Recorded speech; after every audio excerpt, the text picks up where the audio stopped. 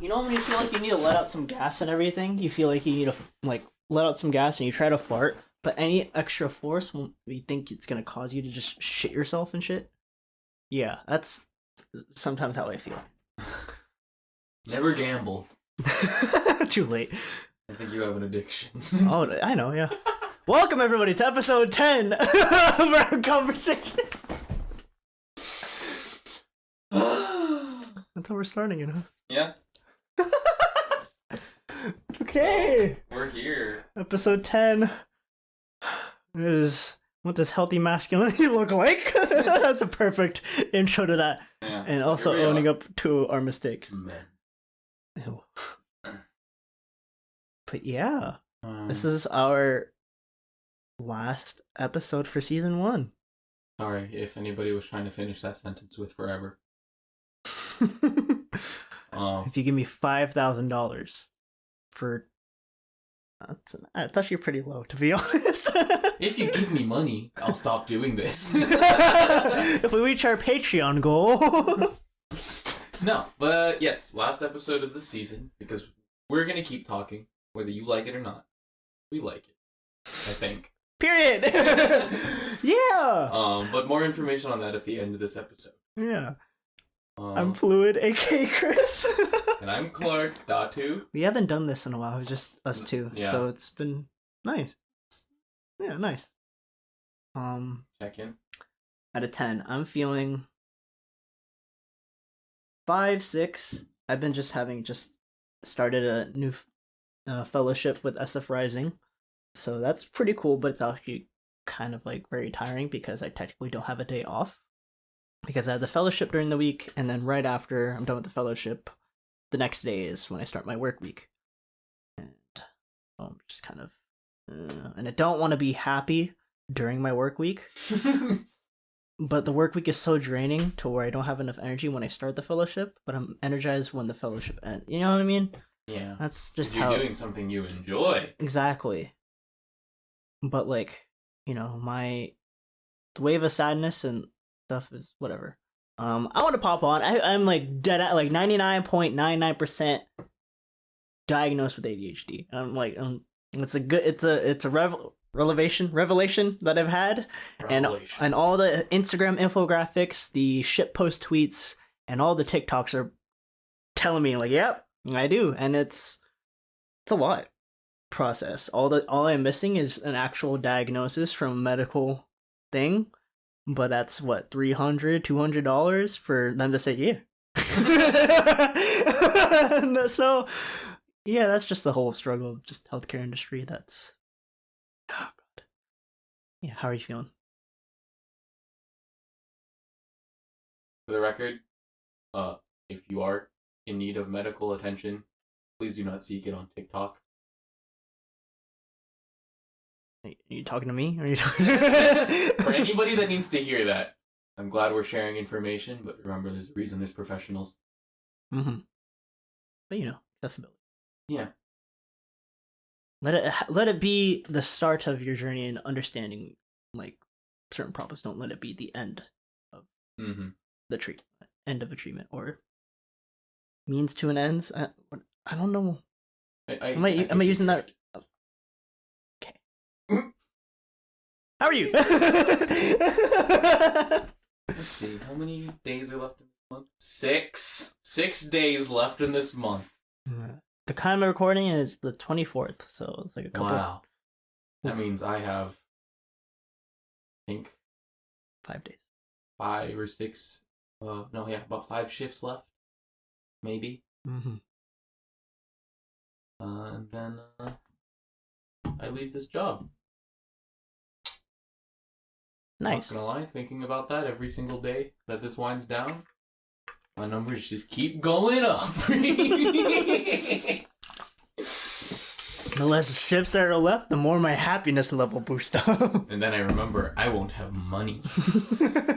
So it evens out. I think I'm like 7 today. Nice. You know? I'll leave it at that. It's pretty much all I've been looking forward to. Having some actual vacation time. Kind of vacation time. Realistically, it's going to be like a week of actual rest. outside of previous what's the word I'm looking for? Engagements. Mm-hmm. And then the job search so I can Right. make money in an industry I want to be in. But if I stop thinking about it and just remember that I'm gonna have vacation soon, yeah, pretty good. Yeah. Be in the now. Yes. Speaking of now, community highlights. Yeah. Ooh, segues. You want to go first? Cause actually, fuck it, I'll go first. I don't have one. Oh. It's because just like what I said before, is just everything's like really tiring right now. But I have learned like a lot of like new stuff I'm working on with the fellowship with San Francisco Rising. So we're currently working on passing an executive pushing for Biden to pass an executive order to eliminate all student debt within the country and everything. Yeah. Organization called like the Debt Collective and other with the Debt Collective and other organizations working on the country and everything. They already sent a like 2-page kind of like document detailing like the policies and everything. So all technically Biden has to do is just sign that paper, then boom, all student debt is done. We already laid the groundwork for him and everything. Now, right now, with the fellowship and what we're doing is kind of pressuring Nancy Pelosi to get her fucking bestie Biden to sign that motherfucker. So how we're doing that is by phone baking, canvassing, talking to people to sign a petition and everything. So hopefully we'll get more progress by the time this episode is uploaded, but you know, we'll see. Just as like a person of color, Black Indigenous person of color, and as a student and everything, I've incurred so much debt already. I'm not even finished with my like schooling yet. And so it sucks that like higher education is also just very expensive. So eliminating debt also kind of brings a pathway and brings into like the perspective of why of like free college for all and everything. So steps in the right direction, hopefully. So hopefully that motherfucker signs that damn executive order like he promised during his campaign. Fucking promises. Anyway, yeah, I don't believe any lip service until shit actually happens, and you know, it's job as organizers to kind of like make sure that shit happens. So yeah, what is your community highlight? My community highlight is a Supreme Court case. Anybody remembers, or if anybody's been listening for this long, and I think it was episode 3 with Denise, I mentioned a Supreme Court case about this high school cheerleader that was kicked off her squad as a punishment from the school for some shit she was ranting about on Twitter outside of school. Okay, the school thought that their defense is that she caused a disruption to like the functioning of school, stuff like that, so therefore the school has the jurisdiction to punish the student. Because she said, fuck this, fuck sports, fuck cheerleading, it's Twitter, that's exactly what we do, you know? It's a high schooler with the power of the internet. I don't know what they thought was gonna happen. But keep in mind, this is something she typed outside of school, not directed maliciously towards anybody. But the school felt they had the need to punish the student for what she said. She sued, and this case made it all the way up to the Supreme Court on the basis that the school does not have the jurisdiction to impede on a student's First Amendment rights just because she's critical and says some shit about school, you know? It's weird that a bunch of adults on a school board look at a high schooler's Twitter page. That's a whole nother basket of worms. Yeah. I talked about this in our previous episode because this is kind of just one of those examples of this like what's the word I'm looking for? This misuse of a social institution to indoctrinate more oppression into children. You know, why are we gonna raise our kids to, you know, be afraid of what they say inside and outside of school so long as they're in school? You know, that's supposed to be a place that is sanctioned for learning and the purpose of knowledge and knowledge alone. Your biases and just prejudice needs to stay at the door. You're in there to learn along with everybody else, you know? Right. And the sooner we start letting in everybody into the door to learn, the better. But again, there's no reason that institution should be telling you what you can and can't say. Mm-hmm. Thankfully, the Supreme Court ruled pretty much unanimously that the cheerleader was right. The school had absolutely no right to impede on her First Amendment rights. Nice. Was official. The headline was they were decided June 23rd, 2021, yesterday. Oh, yesterday. Sick. Yes, the final decision yesterday. Was it unanimous, right? It was a unanimous decision. I think there was one dissent. I don't remember.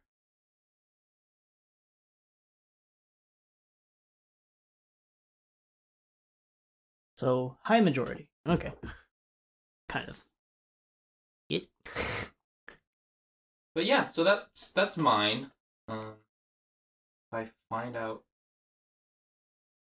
the decision, I just have the actual court case up, so it didn't tell me immediately. It's okay. Future Fluid will edit this out. Yeah, but regardless of how many people swung which way or another, as the Supreme Court says, so that's it. Nice.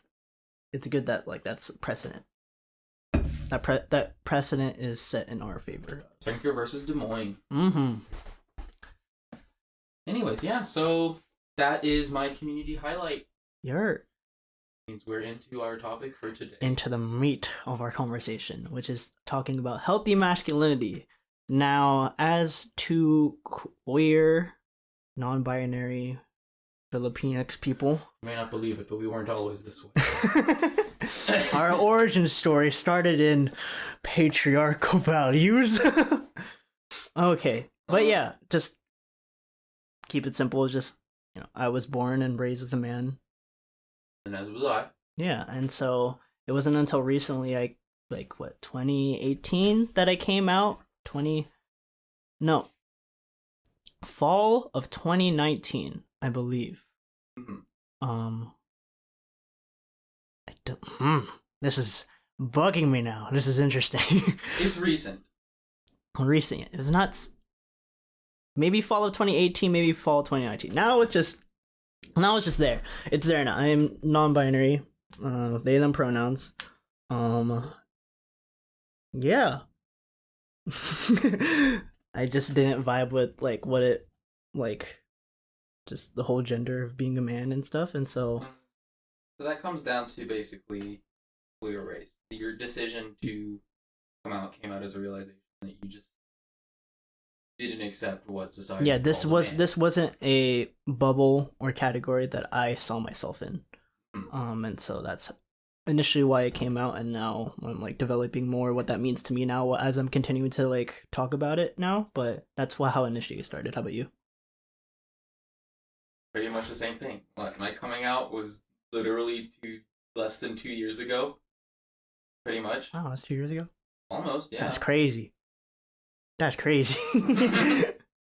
But it was pretty much the same thing, The only reason I was able to come out was because I finally armed myself with the knowledge of what it meant to come out, I always knew growing up that I was told to, same idea, be the man of the family.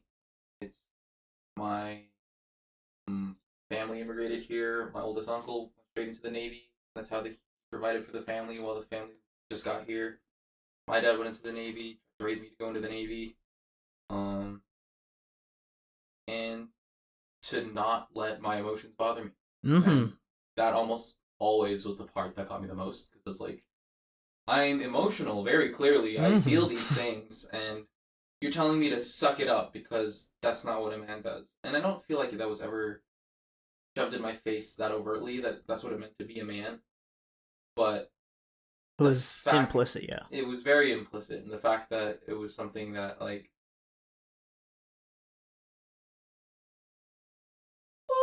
hang on, sorry. Jeez. Talking about it, and then I get in my head and I'm right, it was bad. But that's why we're doing this. I just didn't accept it. It's just like, why do I have to confine myself to a certain way? Right. And that's kind of just how I always felt. Not necessarily about being a man. It's just being me. I hated being told what to do. Exactly. I feel like you and I, yours and my coming out. I can't do grammar English today. Syntax or is unnecessary. Yeah, honestly. Okay. Anyways, yours and my coming out story was kind of like a whole well, fuck you to like our like previous like upbringings and stuff, and kind of like how we were raised and how we are like some from now and again like perceived as like being male and everything, even though we are non-binary. We don't like commit ourselves to like an androgynous like form of what it looks like, because right, like I'm non-binary, but I'm very much just male passing. Yeah. I dress like a straight dude until I feel like I don't want to, and I dress a little bit more flamboyantly. But that's up to me, and that's just time. That's just me feeling myself. And at this point, style is subjective. So fuck exactly. You. But there's a lot of like privilege that still comes with us still pushing us male passing and looking like, and living like a man. Exactly. So even if we come out as queer and non-binary and everything, we still, that doesn't excuse us from our past actions, and are also what the toxic masculinity that was raised and kind of we will what we still portray and what we portrayed in the past and everything. That still doesn't excuse that. Just because we come out as non-binary doesn't mean that we're absolved of being men. Yeah. Same as being like, not even like with like gender, but with also sexuality too. Even if you are like come out as bi or come out as gay or just come out as pan or anything, that doesn't excuse you from like, that doesn't exempt you from toxic masculinity and everything. Right. And so I think that's really important to bring up and everything, because I remember the first initial reason why is just like, I don't know, I just want to distance myself from toxic masculinity, when instead I should have accepted that I did that and kind of like be able to learn how I can like stop doing that more. Instead of running away from the problem and everything, I should have like accepted that like, hey, that was something I did, that's something I still do, and it's something I could do in the future, but let's do my best and try not to do it again. Right. So just as that's a big disclaimer and everything. As being raised and being biologically men, we will always have this kind of just inherent bias in today's society. It's geared towards us, whether we like to admit that or not. I'm reminded that every time I go to a barbershop, and it's a lot. Right. And I had a train of thought. It just leaves the station before you get there. And you're like, you weren't supposed to leave until 12:22. Goddamn Harry Potter. It's 12:15, you asshole. Too early. What were we talking? Fuck, I hate that. Oh god, I lost my thoughts. I was talking about barbershops and everything and how... Yeah. Man. Anyways, we'll just get into what I want to talk about, which was, we're talking about masculinity and trying to distance ourselves from toxic masculinity. And just to give people an idea, what did you see as masculinity and or toxic masculinity growing up? Like, in your eyes, what was that? For me, toxic masculinity looked like dude in a wife beater and everything. Just kind of like acts of domestic violence and everything. Yelling at women for no apparent reason, but to kind of like portray their own kind of pain onto others. Not listening to women and everything. Sexually abusing women. That's what I saw as toxic masculinity. Is very extremes and actions. From what I saw, that was my extent at first, until I came up here and learned about Panayism and everything through PACE, and I was able to understand how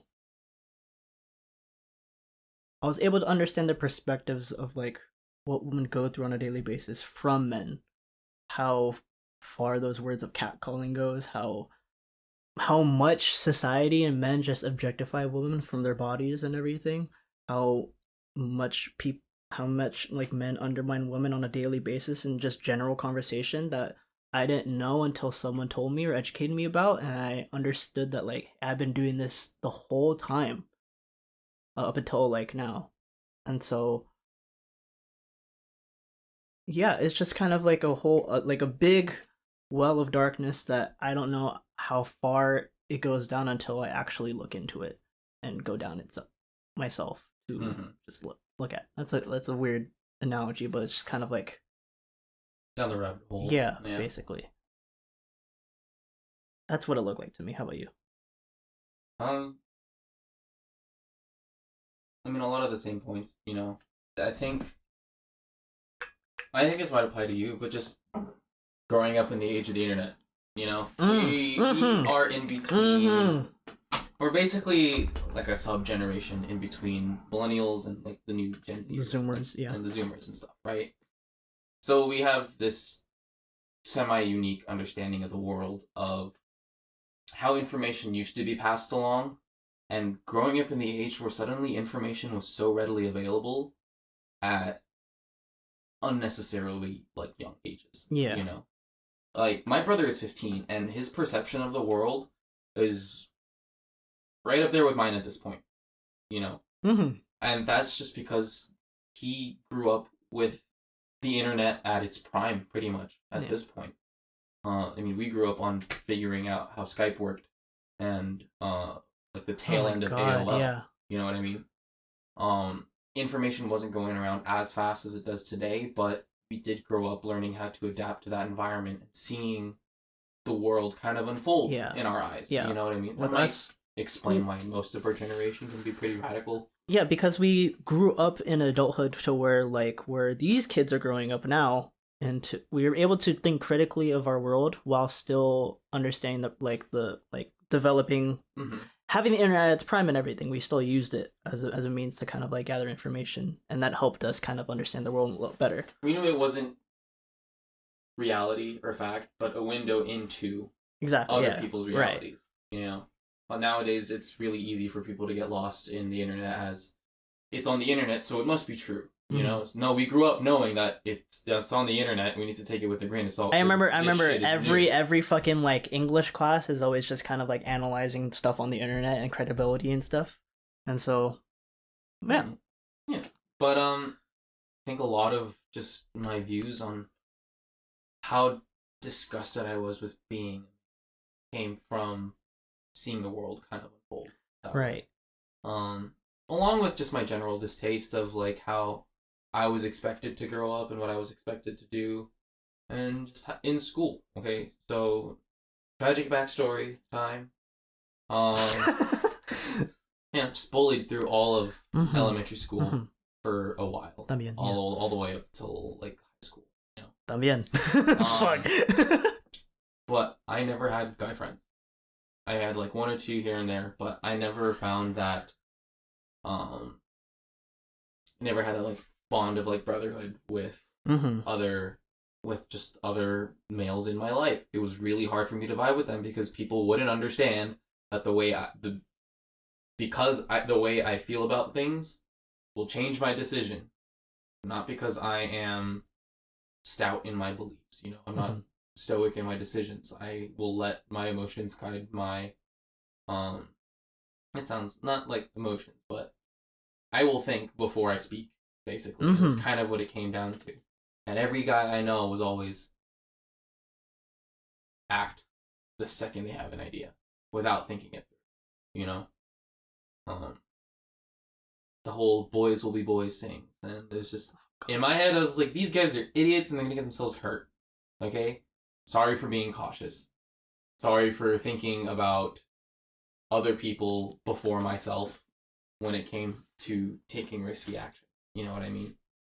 And just that mentality distanced me from males pretty much my whole life.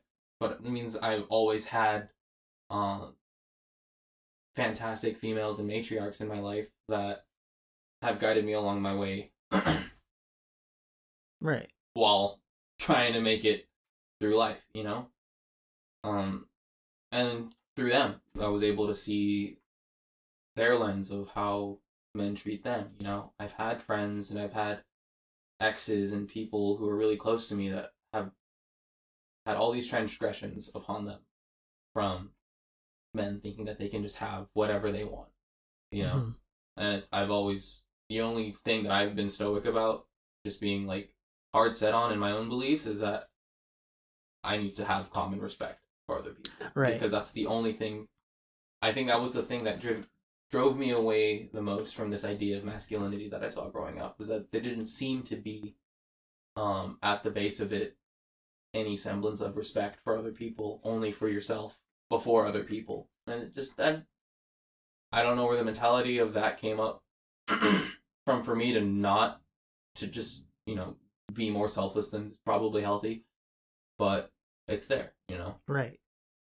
Yeah. I kind of like share that same sentiment and everything. I didn't really relate to a lot of like my guy friends and everything, just because I was also bullied. Like, just. I mean, if you're a psychologist and listening to us, maybe you can help us out. Yeah, a lot of trauma and everything in my early years, but what I got from that was just like other dudes are just assholes sometimes and shit, and like I don't want to kind of be friends with people who are just mean to me for no apparent reason and stuff. I have a lot of trauma kept up, so I'm not going to vibe with something that reminds me of my trauma. So I usually kept to myself a lot. Throughout high school, I had like some friend groups and everything, but I mostly vibe with the girls in my friend groups and stuff, because I have more meaningful conversations with them and everything. I talk about life and stuff. I don't talk about anything except for like leveling up my league like stats, which don't make any sense to me if that's the only conversation you have. But yeah, and I also just kept to myself online. Like in previous episodes, I stated how like my formative years in like high school was just like be from like YouTube fucking funny moment videos and everything, and those are also, looking back, I'm just like, wow, that's very like toxic masculine with the conversations that they have in those videos. Just like it's normal to them, but like if you look at it in like the lenses today and just like, oh, these are very like fucking misogynistic men and everything. But I thought that was fucking funny during like to an extent. I still do. But I understand that, for what it is. Yeah, for what it is, and not for something I live by. For that, and back in the day, that's something that I lived by because no other people would give me the light of day. That's how I could only survive by being funny. Exactly. Basically. Yeah. So that was my perception of like encountering with like other people in different kind of like masculine, feminine, androgyne energies, was because of that. So what I saw as toxic masculinity was only like a glimpse of like the extremes of the glimpse of like the whole thing. And I didn't understood what toxic masculinity was until like I started talking more to my like girlfriends and everything, and my like my ex and everything. It's just kind of like understanding the implications of my words as a man at the time, and understanding how deep those like words can cut into like into the mental like health of like women around me and everything. And I didn't understand the privilege that I just didn't encounter, or just didn't understood that. So what toxic masculinity looks like to me now is not putting in the effort and understanding stuff that you don't know. Right. In a modern sense, I think that's how I chalk up toxic masculinity at this point, with the knowledge and the accounts of other people's experiences so widely available at this point. Toxic masculinity is just plain ignorance. Yeah. It's also, and like, for me, it's just like not knowing when to shut the fuck up and listen, because there's so many women who are experts in their fields for a reason, and for some reason, in every field where a woman is an expert in and trying to explain something to someone who's trying to learn, there is a man interrupting her and trying to mansplain and outdo and explain what her job is, and saying that they're better he is better than her at her professional job Mm-hmm. or expertise, whatever it may be. And that's what I remember I used to do and everything in my past like friendships and my past relationships. I remember I used to do that and thinking like I know how to do stuff better because just I don't that's how I was raised, like not from like my parents but just as just like consuming society.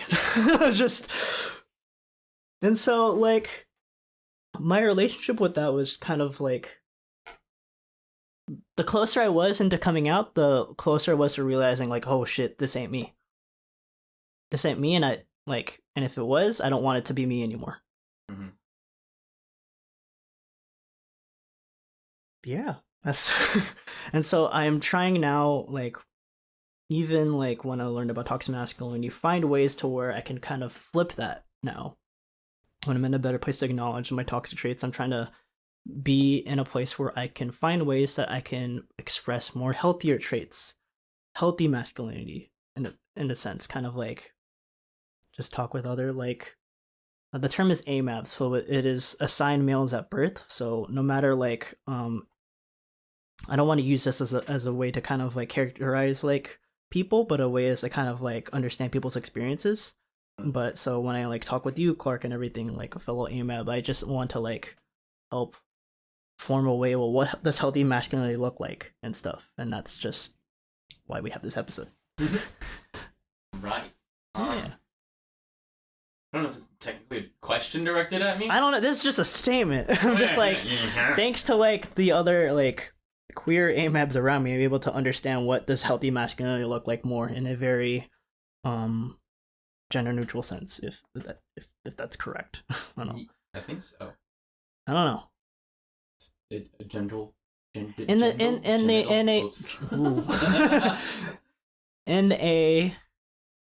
gender neutral sense of what does healthy masculinity look like, and even in a gender full sense of just like what does healthy masculinity look like for cis men and stuff. So that's something that's always on my mind and something I'm always trying to kind of like ponder and kind of shape into what does that look like for me.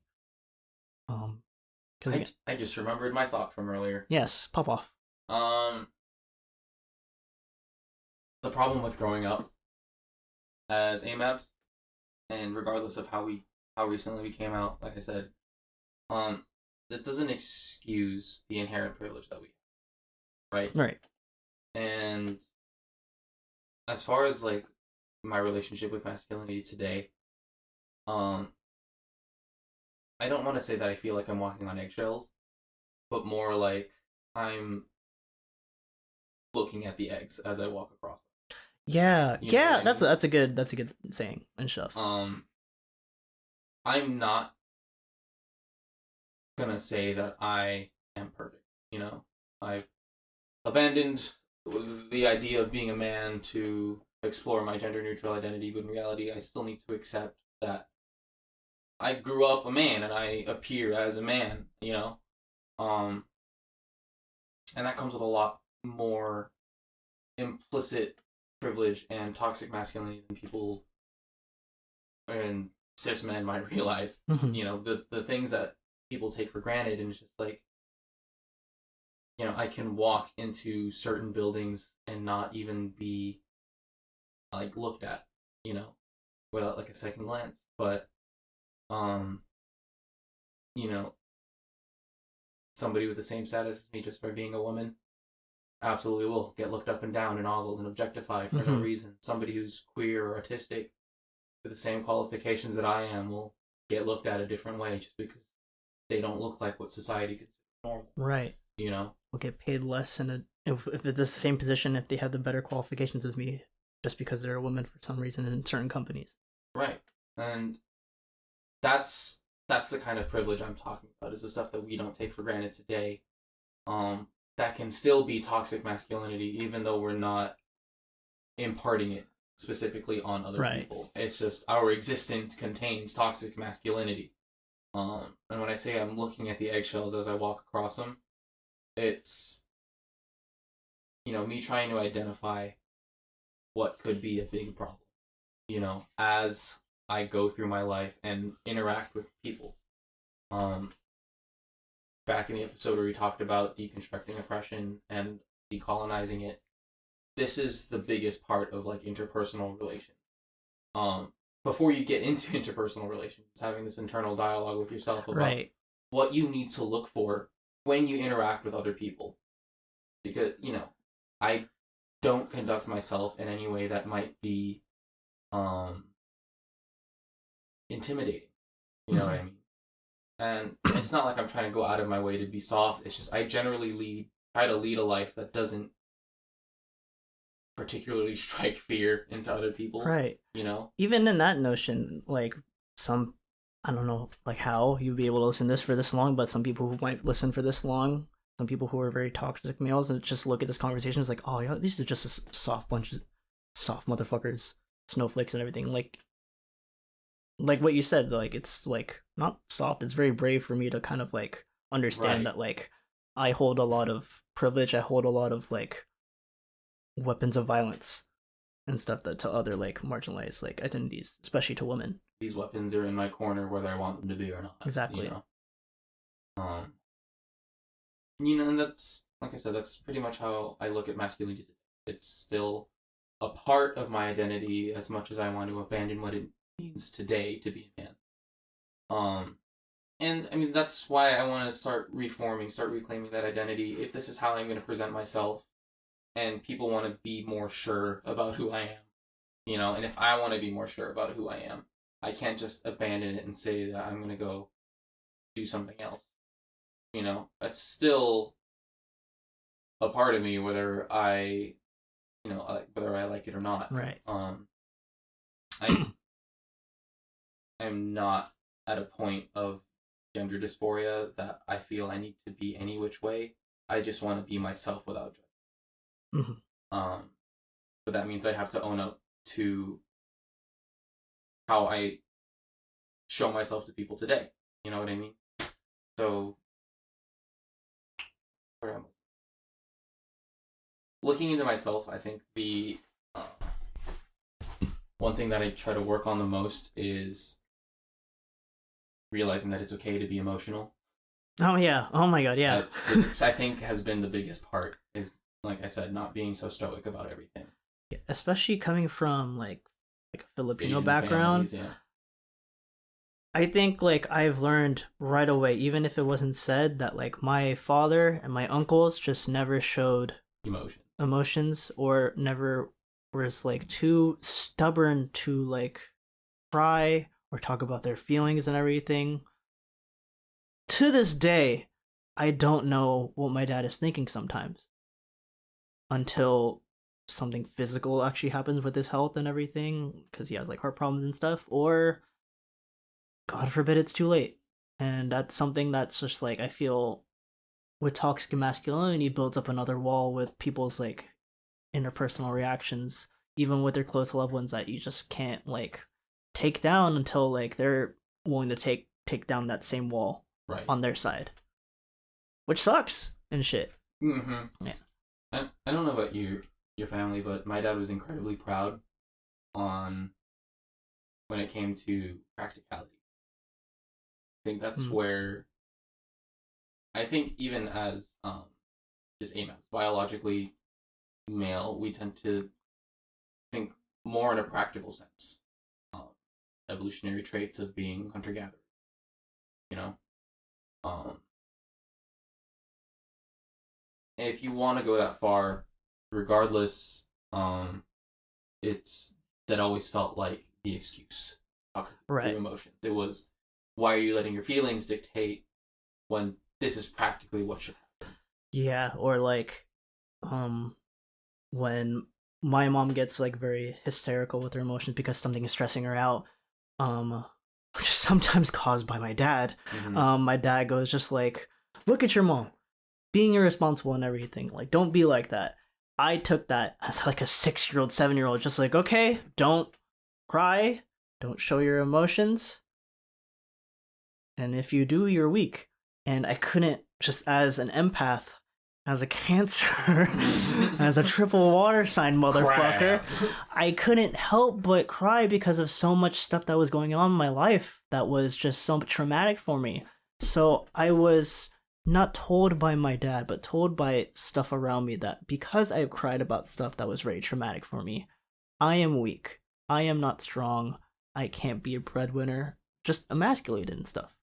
So even before I came out, I felt frustrated with that. Just like, what do you mean I'm not a man just because I cried, or I have just like friends that I don't like see as like potential sexual partners and stuff, who are women. I'm just like, what? That doesn't make sense to me and stuff. So like analyzing and having that retrospective in me of like having quote unquote that healthy masculinity that you talked about, and kind of like surveying like the eggshells around me, surveying the stuff that I could like tear down in front of me, I realized that like the toxic masculinity we always talk about is also a reflection of white supremacy, capitalism, colonialism, and everything, as I learned about those things as well. Because like what we just talked about, what toxic masculinity means is just like something like not being too ignorant about like not learning other people's feelings and stuff, or other people's experiences. Yeah, it's exactly what we defined as with like white supremacy in like our like previous episode, like episode 4 and 3, where it's just like that same like dominating like negative feeling of toxic masculinity, the same dominated negative feeling I get from white supremacy, because they both don't give a shit about other people except for themselves in terms of like ideological wise. Toxic masculinity is that inherent aspect of oppression that we don't realize is a part of our lives, because it's been there the entire time. Because they're interconnected and they're basically the same thing. So exactly. It's almost like we thought about this. But yeah, it's just I just went on a big ass tangent and stuff. No, but I mean it still came around, you know. It's to understanding and identifying the system of oppression. Yeah. And it's it's still taking so much time for me to flip that, because society is built so much in a way where it's still being upheld today. We just talked about barbershops and everything. It's so difficult for me to find an actual barber because just that I'm comfortable with, because one, I am very small, and every barber is very husky, very like very chiseled, and very just like very toxic masculine and how they talk and everything. Very who is calling me the one time? Sorry. But like it's in those environments and everything, it is obviously just like built to be like very masculine. And so if something that's very proud to be masculine, obviously that type of pride can be flipped in a way where it's toxic. And that's where a lot of barbers can be very toxic masculine sometimes. That's why it's so hard for me to find a good barber that's actual fucking like trying to better themselves and shit. I have to put on I have to code switch into like my like straight like persona and shit. Talk about like honestly how I like go into my straight persona is kind of just like complain about white people in my like San Jose like tone voice. And I'm in. And it's and then like when I start complaining about like white people and everything, the barbers and everybody in the fucking shop start complaining about women, and I'm just silent, just like just cut my hair and get me the fuck out of here.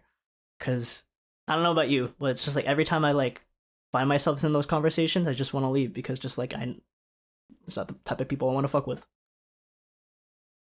I just again that's So now that we've identified it as inherent system, you know, it's ingrained. You know, what do we do now? What are we doing now, and how do you like what are we doing now to start flipping the script? You know, and what do you see now and moving forward as healthy masculinity? I'll let you go first. I'll give my answer. I think just recently, even like before the start of 2020 was just a big like tone like shift in my whole like experience in life, that I had to kind of like own up to my mistakes right away. And in some ways, I like in a toxic way, I had to force myself to like face my mistakes, which is good or bad, whatever you see it. But now it there's a lot of like people that just go without life without knowing what their insecurities are. Mm-hmm. And for the longest time, I faced with my insecurities all the time, from other people, from my family, to even my friends. That like I make up conversations in my head because of that, because of my anxieties, my depression, and apparently not my ADHD. So, how it started about owning up to my own mistakes was kind of like learning to live with my insecurities and learning to try to better myself in a way where I can live with my insecurities better and I can kind of not make the same mistakes that I made in the past. What was your question? So I mean, after owning up to it, what does being masculine look like to you now and in the future? If it's something you want to carry with yourself.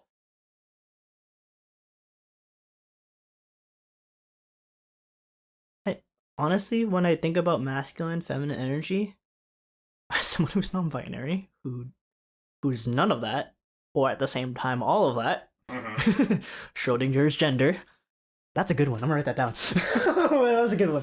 But for me, masculinity looks like being able to like healthy masculinity, at least for me, is being able to comfortably let my walls down to people, to like be able to like better open myself up to people, to have healthy conversation with people, to being able to own up to my mistakes. Because for a long time my masculinity was just like reminding me of the mistakes that I made in the past. Because of my privilege, I'm too introspective a lot to where I put myself down a lot. Mm-hmm. And so this past year I had to own up to the mistakes I made in the past, where it was be like manspreading, gaslighting, talking down on my previous partner, talking down into the woman in my life and everything, not listening to the woman in my life, lying to people and everything. It wasn't just like like toxic masculinity, was also just like stuff I have to actually work on.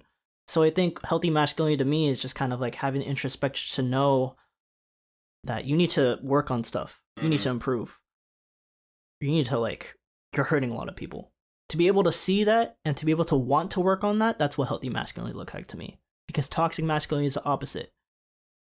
Is the ability to not want to work on it, to continue to uphold your own pride, to be able to like reinforce that wall that separates you and other people to a meaningful conversation to try to better yourself.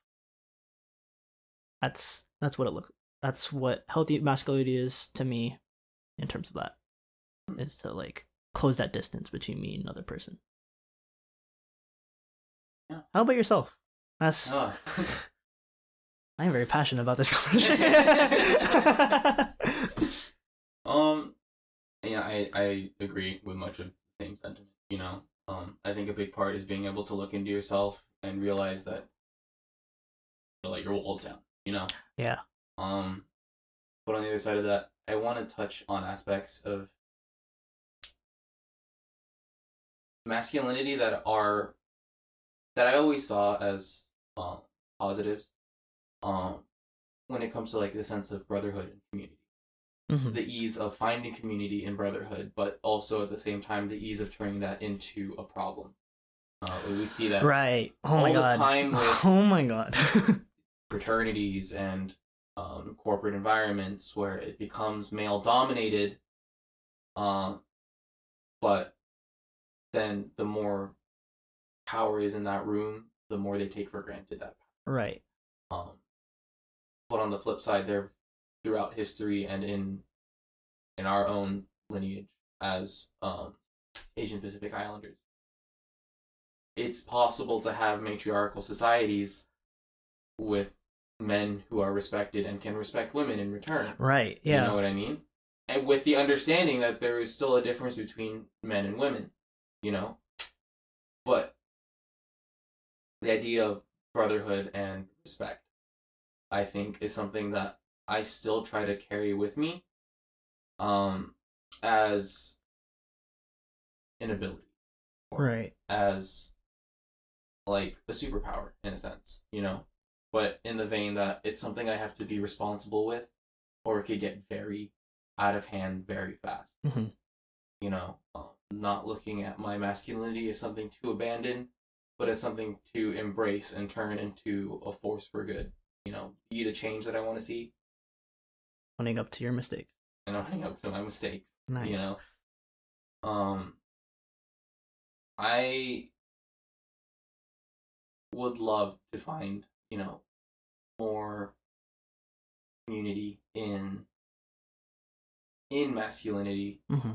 The same way that I see community in the queer community, you know, or amongst just our Filipino org, that when it was good.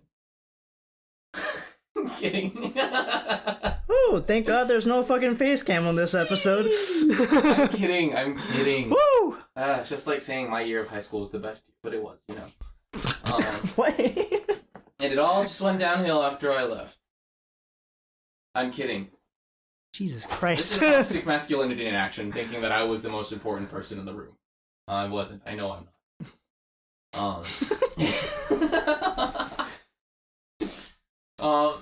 I mean, at the end of the day, healthy masculinity to me looks like what I said, using that privilege as a power that you should be responsible for. Right. Self-accountability, I think, is going to be the most important aspect to me. I mean, it is, at least today and moving forward. It always will be. You know, I know that I'm in a position of power, no matter how society changes at this point. You know, we're not going to live to the lifetime where we see everybody being treated as equals. We're in the lifetime that's fighting for it. Yeah. You know what I mean? Wow. But if I want my lineage and my future family bloodline to live in a world that I believe we should live in, then I need to start living it today. I like that. That is. Yeah. I fucking love that. Yeah. I like how you're applying that now, because there's so much like shit online and everything where people just kind of like spitting out like theory and everything but not applying that into their actual real lives. It's just important. I can talk about like how I'm like bettering myself and try to like take away my toxic masculinity. That doesn't my toxic masculine traits. That doesn't mean shit if I'm not applying that and keeping other people in check with me as well.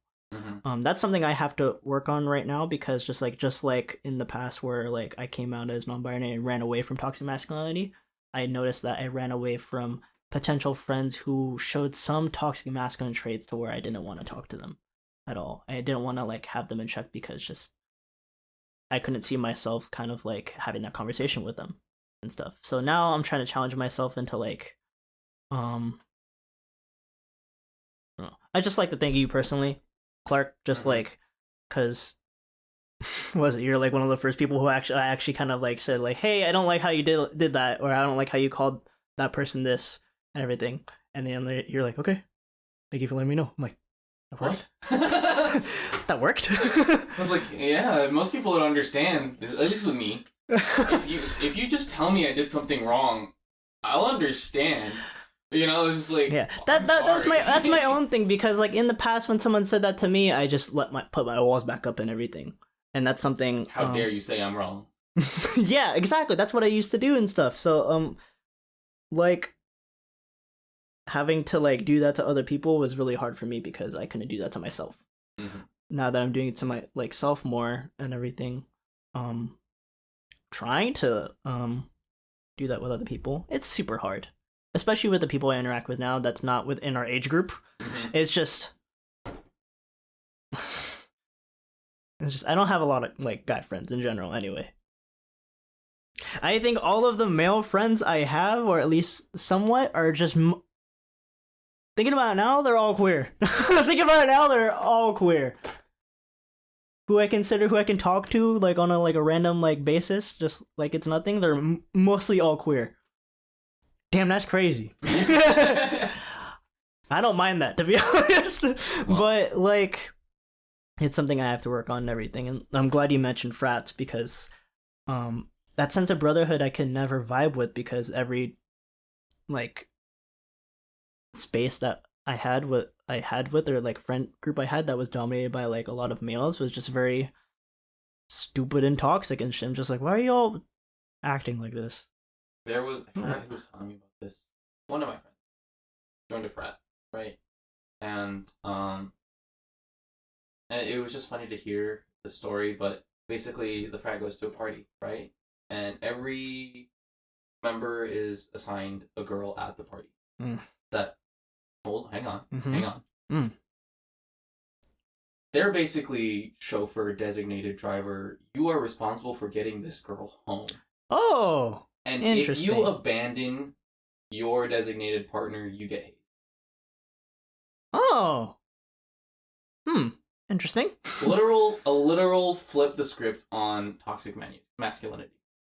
You know, that's interesting. It was in my head. I was like, I thought in my head, I was like, that's such a dumb way to turn it around. You're still exercising, power, terrible, power dynamics. But then I realized it's like on yourself. You have to realize this is the dynamic you put people in. And, it's just one of those things. It's like, I'm glad to see it start creeping into more and more of our institutions today. The idea of flipping the script on what it means to be a man, and even if it starts with one frat, that's what I mean. That sense of community, that sense of brotherhood, that networking. That's what that's supposed to be for. To spread that knowledge, that experience, to spread that that immediate respect you have for another man, just because you found that communion of brothership. Right. You can look at your fellow ape and understand. Context for people who are listening. In this year, monkey memes have gone very far. The stonks are up in monkey memes anyway. Me, Clark, shout out to our friend Mark. Wow, bars. Mark was also a guest on our queer episode. Just us three as AMABs, and also very like the theys. The theys. Fucking, we just call ourselves just like, instead of out with the boys, it's out with the apes. That sounds really gross. but we just act like monkeys, just literally act like monkeys just all the time. It's ooga booga. No. Anyways. Yeah. This is the end of the season, I swear. But yeah, and like I said, today it's just about living the change that I want to see in the world moving forward. That's good. The other way I think about it, and especially in relation to my own mental health, is that if I fight this fight today, regardless of how hard it is, that means somebody else doesn't have to fight it. Right. That my past self and versions of me that dealt with depression and anxiety to an extreme level, that's the person that fought that off. And the person that came out of that is the person who I am today, And I've never had to fight my depression or anxiety to that degree since, because I dealt with it then. Right. But had I not, that's just something I would have carried with me my whole life until now. And I probably would have let that get more in the way of where I'm trying to get myself today. But I just want to touch back on what you wrote, what you tried to write in the script. Anyway. Go ahead. Me not being my past action. Right. Who I am today is not a result of the shitty person I was before, but a result of overcoming the shitty person I was before. You know what I mean? That's how I carry with me who I was today, is understanding that today I am the person who got through yesterday, Right. And the person who got through yesterday was the person who got through the day before that. Right. And I will never be today who I was the day before. And tomorrow I'll be whoever got through today. Yeah. I think it's important to understand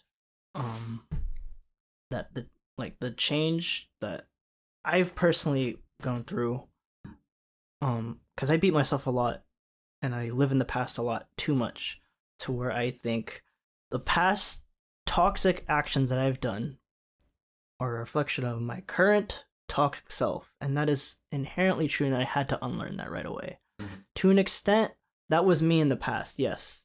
But for me to be able to understand that that was bad, and for me to want to change and to not do that again, is a reflection of me now. And I just, like what Clark was mentioning, I was having a horrible, I'm just having a horrible time in like spelling, grammar, talking. English is hard.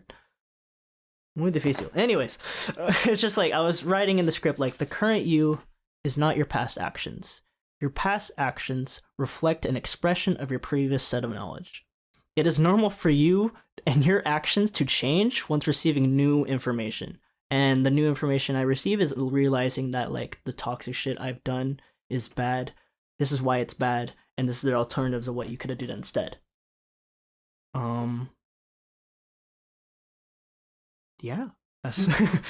I literally couldn't have said it any better myself. It's just like you did say this yourself. Yes. And what you also said was just kind of like accepting our flaws helps us develop our strengths in the future and also turn today. Right. I think not living in the past and not living in the future either, but having that conversation with yourself and other people to develop, like, and to build a healthy way of living in the present now helps you dispel and learn from your toxic past and build a better future for you. Correct. Speaking of that, in this weird just self-help training, doesn't have to be toxic masculinity journey that I take, but just like in the past year when we have this taking this retrospective like outlook in life now, I realized we mentioned in this like episode 6 or 5, so one of them with like the learning to love yourself with Kay, how so many people just don't love themselves. I realized that so many just like men or like cis men just choose to continue to be toxic and everything and be manipulative, and just like every time I hear about like some motherfucker like messing up, I'm just like, dude, just admit you're wrong. Go ahead, just do it. It doesn't make you weak. It doesn't make you weak, just like, come on. If anything, you end up better on the other side, but okay. It is a very hard, difficult task to go through, and it's very humiliating, but I think you need that, like, masculine humiliation for you to kind of understand and build up what is healthy. I thought you were going to say you realize that a lot of men don't love themselves. That too. Honestly, just a lot of men just don't love themselves, and like that's what I was saying, that what I thought of toxic masculinity is also just like expressing their pain onto other people. Remember, self-care makes you queer. Apparently. What's wrong about that, yo? I don't know. But I don't know. I don't know why I did that. This is playing with their chair a little too much. That's all. But yeah, I mean, anything you want to add to that? I don't know. No, I think we got it. I think it's been a good conversation. Yeah. Wow. It's almost as if conversations help you change and build up stuff. Well, that's a good conversation. To wrap it up. Perfect. Awkward silence as a segue is pervious. It's on brand. Yeah, but that's a good conversation. Wow, that's good. Yeah.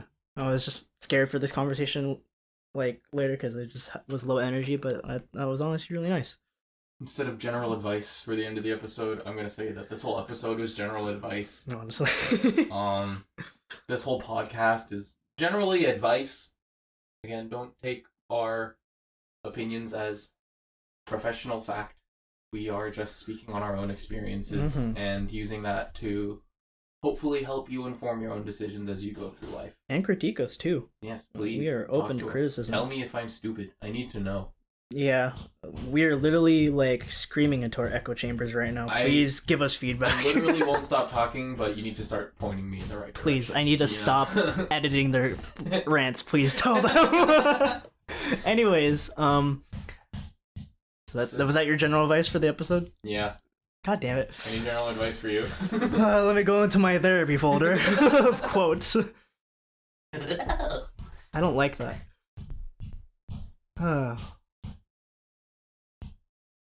Playing basketball in your house. Yeah. Feeding a chicken. chicken? Probably. Maybe. I need to do that. Not beat my. That sounded wrong. Wait a minute. Okay. I don't have one actually. Well, but I think what people need to understand is just have that like retrospective in yourself and just if something is going on wrong with your life, maybe you have to do something yourself. Maybe it's not because of other people, maybe it's you. Especially if they're repeating things that are very traumatic to you, that are happening to you. Maybe it's something that you have to do to take action. You have to have that conversation with yourself or somebody or a professional if you were able to kind of work that out. It's almost as if your actions control your reality. Mm-hmm. And for most like people who are raised and born as men, like you gotta like own up to that fucking like toxic trait, because sometimes whether you like it or not, you're probably portraying that. Yeah. You want to be a man? Respect women. I dare you. You won't. What? No balls. Go to therapy, you won't. No balls. If Saturdays are for the boys, why can't Monday be for therapy, huh? Huh? All right, end credit. Okay. But yeah. Well, thank you everybody for listening through hopefully 10 episodes. What do you mean hopefully 10? I mean, I don't know, maybe this is one and then listen to the last one. Yeah, true. Yeah. Shout out to Future Fluid for editing 10 episodes of a podcast. Amazing. You did it. Anyways, this is episode 10 of season 1. Surprise, there are seasons. But this is the last episode of this season. And then... So basically, we're on a break. We gotta reorganize our school schedules, our work schedules. Live life. Can't do this all the time. My birthday's coming up, July 3rd. Huh? I won't be there for that. So that's like my parents. Neither of my parents were there for my birthday. How can neither? Okay, anyways. Fuck it. But, yeah, so Brown conversation. I can't believe we've made it this far. I can't believe I sat in this room with you at least 10 times. Well, the first few times there was one in my living room. Mm-hmm. That didn't go very well. Shout out to Noon. Shout out to Morgan. But yeah, I guess just wrapping up. What was like your favorite moment, like in production of this season, even beforehand too? Favorite moment. So we talk like this on a regular basis. So it's We'll leave a highlight video somewhere. You'll make a highlight video at some point. You're gonna find those clips. I'm not doing that. I will find the clips, but Chris is putting them together. God damn it. I don't have the skills. Now you do. You don't know that. Have you tried? Oh. I don't currently have the skills. Either way. I don't know, it's the fact that it happened. I don't know. It's not a lot of things going on right now that I can say I'm committed to. Except my relationship. I told you after the I swear. I'm sorry. I just thought about it and I was like, wait a minute. Words, catching words, walking on eggshells. My favorite moment. Just, I think it was in production of making the teaser videos for podcast. Other than actually launching the podcast, learning along the way of like what stuff we have to edit for audio, what stuff we have to edit for like videos that I've learned, what are new stuff we have to edit in terms of like the structure of the actual podcast, scripting. Oh god. Like equipment wise, the change just location wise and everything. that we've gone through. I've seen the change in both of us, and I'm like really proud. And also, thank you, Clark, for wanting to do that. Healthy masculinity. But yeah, that was like one of my favorite moments. Is kind of like the learning process, because I enjoy learning a lot when it's not forced down my throat, and when it's something that I want to do. And I think enjoy learning more. Yeah. I was paid for it. Oh yeah, wink. Sponsor me, Waterloo. I love your sparkling water. But yeah, the toughest moments were all the editing. living like, I don't know, just like understanding that, like, I don't know, this is harder than we thought. Probably this took a lot of more skill, but you know, I think me and Clark were both ready for it. To be honest, ready to learn. Toughest is when just like, I don't, it's just me. I don't care about it now, but when I care about numbers in the beginning, oh god. Nobody's listening! Well, it's almost like we care about people listening instead of actually having the conversation. Exactly. Plot twist is just therapy for me and Clark. We're just sitting, you're just watching us be friends, and that's, I mean, that's kind of the point. That's basically our content, yeah. Yeah. But yeah, how about you? What are your toughest moments kind of creating this? I just thought of it right now. Is it driving everywhere? Is it? oh, I have this too. Oh my god. Am I saying good shit? Are people not listening because we didn't say that one stuff in that 2-hour episode? Oh god. I think the toughest part for me is just learning how to meter myself. I think even though this one's gonna be like an hour and a half maybe. You know, it's really easy for me to rant, get lost, and not talk about what I was supposed to be talking about. Remember those 2 dark episodes we have last year? Oof. This time last year, actually. Jeez. Ooh, those will never see the light of day. Compare these episodes back to back. Unless. But other than that, it never really was tough. It's always been a fun experience. Every time we get together to do this, it's stupid, and we eat. And it's us.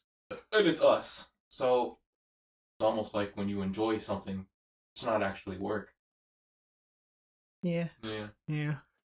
But yeah, I don't know. Other than that, I think the toughest moment was just kind of juggling this with school. That too. I prioritized this actually more than school because that was my other thing. I was worried about like disappointing you because my schedule wouldn't let me. I was worrying about like not like I was worrying about pressuring you into like, hey, could you come in this and everything? I was just like plot twist, just like I don't even know what I'm saying now. It's almost like good relations with people are reliant on making sure that you care for their capacity. I was worried if I'm just like asking you too much of you. I don't know what's too much of me, so well, that's a personal problem. Yeah. But I always ask you. You haven't said no yet. Next episode on season 2.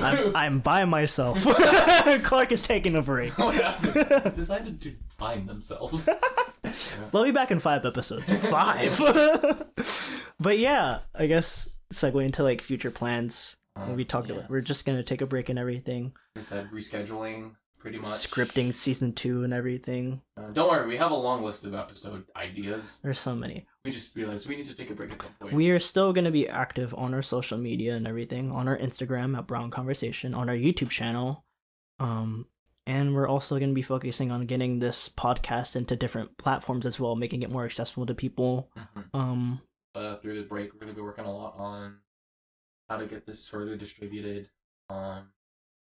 And just navigating the content creator platform. Yeah. You know, learning how to put ourselves out there, start to market ourselves, to actually start reaching the audiences we want to reach, you know? Yeah. Putting the time into kind of like actually making this a recurring thing in our lives without just making it seem like a chore and like a taxing on our mental health and everything.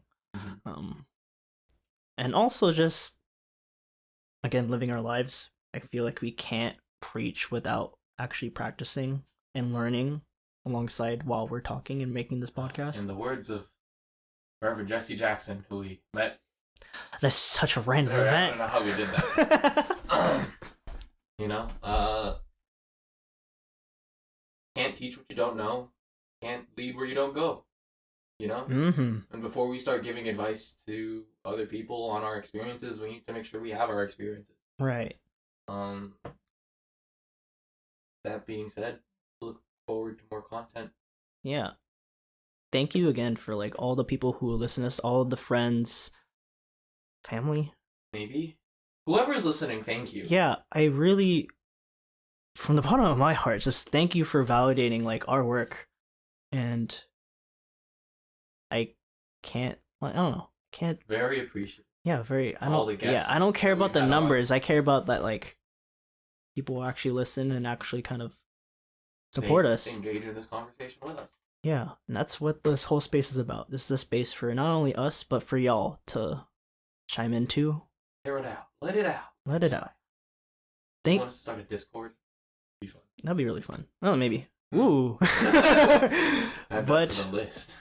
Yeah. Thank you again. I can't thank you enough, the listener, for, yeah. We owe it all to you. Whatever all of it is. Yeah. Whatever this whole not mess necessarily is. any success we're reaping right now. Yeah. Just the fact that we're able to do this is so important. 10 episodes? Yeah, exactly. But I yeah. get antsy with an anime that has 12 episodes. I'm like, this is going all too long. I have ADHD. I can't stay. I can't keep that attention for that long. Anyways, thank you again. I've been Fluid. I've been Datu. And you're listening to A Brown Conversation. See you in season 2. Yay!